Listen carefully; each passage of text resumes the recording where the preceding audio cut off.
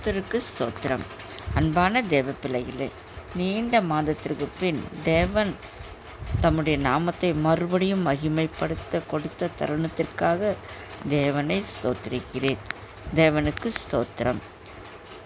இன்றைக்கு தியானத்திற்கான வேத வசனம் சங்கீதம் 136:4. ஒருவராய் பெரிய அதிசயங்களை செய்கிறவரை துதியுங்கள், அவர் கிருபை என்றும் உள்ளது. ஆம், அன்பு சகோதர சகோதரிகளே, நம் தேவனுக்கு பைபிளில் ஒரு நாமம் உண்டு, அவர் அதிசயமானவர் என்பது. இது எவ்வளவு உண்மை என்பதை என் வாழ்க்கையில் நடந்த ஒரு அதிசயத்தின் மூலமாக உங்களோடு பகிர்கிறேன். ஜனவரி 23 எனக்கு உடல்நிலை மிகவும் மோசமானது. என்னவென்று தெரியவில்லை. மிக உடம்பு சோர்வாகவும் உடம்பு நிலை மோசமாகவும் காணப்பட்டது. எங்கள் வீட்டிற்கு டாக்டரை அழைத்தோம். வீட்டிற்கு வந்து செக் பண்ணிவிட்டு சொன்ன டாக்டர் சொன்னார்கள், இவர்களுக்கு ஹார்ட் ஃபெயிலியர் ஆகிவிட்டது. 70% ஹார்ட் ஃபெயிலியர் ஆகிவிட்டது. மீதம் 30% தான் உள்ளது. இவர்களுக்கு உடனே பிளட் ஏற்றவில்லை என்றால் இவர்களை காப்பாற்ற முடியாது என்று. அரை மணி நேரம்தான் டைம் கொடுத்தார்கள். அவர்கள் சொன்னார்கள் 3% மட்டும்தான் இவங்களுக்கு வந்து ஹீமோகுளோபின் இருக்குது. இந்த ஹீமோகுளோபின் ஏறணுன்னா 2 பாட்டில் பிளட் ஏற்றினா மட்டும்தான் இவங்களை வந்து காப்பாற்ற முடியும். 1/2 hour உள்ளார இட்டுன்னு போய் இவங்களுக்கு பிளட் ஏற்றுங்க, இல்லாட்டி இவங்களை காப்பாற்ற முடியாதுன்னாங்க. எங்கள் வீட்டிலேருந்து ஹாஸ்பிட்டல் கொஞ்சம் தூரம், ஆனால் அங்கேருந்து ஆம்புலன்ஸ் வர்றதுக்கு அரை மணி நேரத்துக்கு மேலே ஆகும். என் மகளும் என் கணவரும் என்ன செய்யுதுன்னு தெரியாமல் அழுதுன்னு இருந்தாங்க. என் மகள் சொன்னால் ஆம்புலன்ஸ் வர்றதுக்கு கூட ரொம்ப நேரமாகும், அரை மணி நேரத்தில் எப்படி இட்டுன்னு போகிறதுன்னுட்டு. நான் சொன்னேன், என் உடம்புல மட்டும்தான் நம்ம பிளட் இல்லை, ஆண்டவர்கிட்ட ரத்தம் இருக்குது இல்லை, அவருடைய ரத்தத்தை எனக்கு கொடுத்து என்னை காப்பாற்றுவார், நீ பயப்படாதன்னு சொன்னேன் நான். ஆண்டவர் என்னுடைய விசுவாசத்தை பார்த்தாரு. என்னுடைய மகளும் அதே போல் விசுவாசித்தாள். நான் நல்லா ஆயிடுவேன் அப்படின்னு சொல்லிட்டு என்னை தேவனை விசுவாசித்தோம். அப்படியே நாங்கள் டாக்டர் ஹாஸ்பிட்டல் சென்றோம். அரை மணி நேரத்துக்கு பின்பு தான் ஹாஸ்பிட்டல் போக முடிந்தது. ஆனாலும் கூட ஆண்டவர் என்னை உயிரோடு காப்பாற்றினார். அங்கே போயிட்டு பிளட் டெஸ்ட் எடுத்துகிட்டு டாக்டருங்க சொன்னாங்க, பிளட் டெஸ்ட் எடுத்த பிறகு தான் வந்து இவங்களுக்கு பிளட் கொடுக்க முடியும். ஏன்னா அவங்க உடம்புல 40% மட்டும்தான் உயிர் இருக்குது.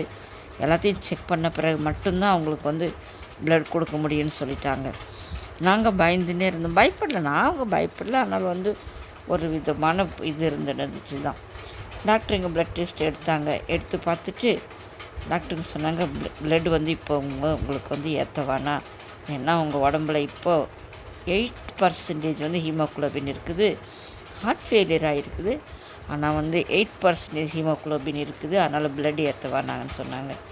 ஆண்டவர் நம்மளுடைய விசுவாசத்தை பார்த்து நான் விசுவாசித்தபடியே வீட்டிலேருந்து ஹாஸ்பிட்டல் போகிறதுக்குள்ளாரவே என் உடம்புல 9% வந்து ஹீமோகுளோபினை ஏற வச்சார். வீட்டில் சொன்னார் டாக்டர் 3% இவங்களுக்கு ஃபெயில் ஆகிடும்னா 1/2 hour இறந்துடுவாங்கன்னார். அரை மணி நேரத்துக்கு மேலே நான் போயிட்டு ஹாஸ்பிட்டல் போன பிறகு கூட ஆண்டவருடைய எங்களுடைய விசுவாசத்தை பார்த்து 9% வந்து என்னுடைய சரீரத்தில் ஹீமோகுளோபினை ஏற்றிருந்தார். நான் ஆண்டவரை மனசார எல்லாரும் நாங்கள் வந்து ஸ்தோத்திரித்தோம். பிரியமானவர்களே, நம்முடைய விசுவாசம் எப்படியோ அப்படி தான் வந்து ஆண்டவர் வந்து நம்மளை வந்து நடத்துவார்.